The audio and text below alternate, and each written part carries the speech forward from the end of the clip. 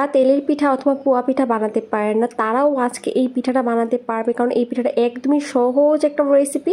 শুধুমাত্র 20 টাকার সুজি দিয়ে এতগুলো পিঠা বানিয়ে নিলাম। এটার নাম হচ্ছে পয়সা পিঠা। এই পিঠাগুলো দেখতে এত কিউট কিউট লাগে, আমার কাছে তো অনেক বেশি কিউট লাগার, খেতে কিন্তু দারুণ মজার, খুবই মচমচে হয়। আমার কাছে এই পিঠাটা অনেক বেশি ভালো লেগেছে। যদি আপনাদের কাছেও ভালো লাগে থাকে অবশ্যই লাইক কমেন্ট আর শেয়ার করতে ভুলবেন না। চলুন রেসিপিটা শেয়ার করে দিচ্ছি আর কি। প্রথমে এখানে আমি একটা প্যানের মধ্যে অল্প পরিমাণ তেল নিয়েছি, 2 টেবিল চামচ পরিমাণ মতো। তারপর এখানে আমি 20 টাকার একটা সুজির প্যাকেট দিয়ে দিয়েছি। এখানে মোট 1 কাপের মতো সুজি হবে, সেই পরিমাণে সুজি দেওয়া হয়েছে 1 প্যাকেট। তো এই সুজিটাকে আমি প্রায় 5 থেকে 6 মিনিট এভাবে করে ভেজে নেব অল্প আঁচে। ভেজে নেওয়া হয়ে গেলে এখানে আমি 1/3 কাপ পরিমাণ চিনি দিয়ে দিচ্ছি। চিনিটা আপনারা কম বেশি বাড়িয়ে কমিয়ে দিতে পারবেন। তারপর এখানে দিয়ে দিচ্ছি আমি সামান্য পরিমাণ লবণ, এটা একদমই অপশনাল, মিষ্টি খাবার যারা পছন্দ করে না তারা না দিলেও পারবেন।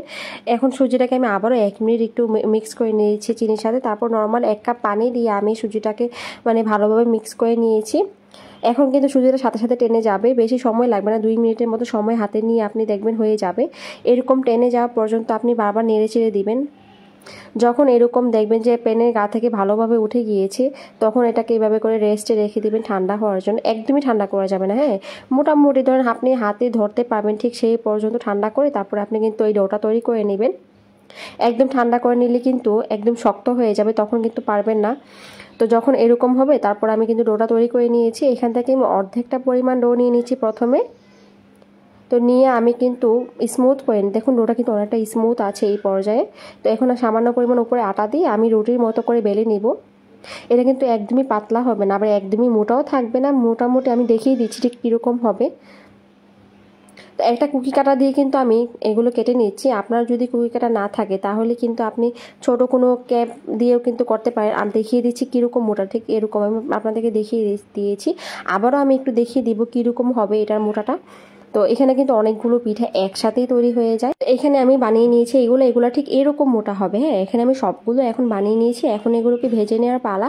আপনারা যারা একটা টিপস অবশ্যই রাখবেন আর কি, এই পিঠার জন্য একদম পাতলা একটা যদি কড়াই থাকে সেটা দিয়ে তৈরি করবেন, তাহলে যে তেলটা প্রচণ্ড অনেক বেশি গরম হতে হবে, তাহলে কিন্তু এগুলো দেওয়ার সাথে সাথে ফুলে উঠবে।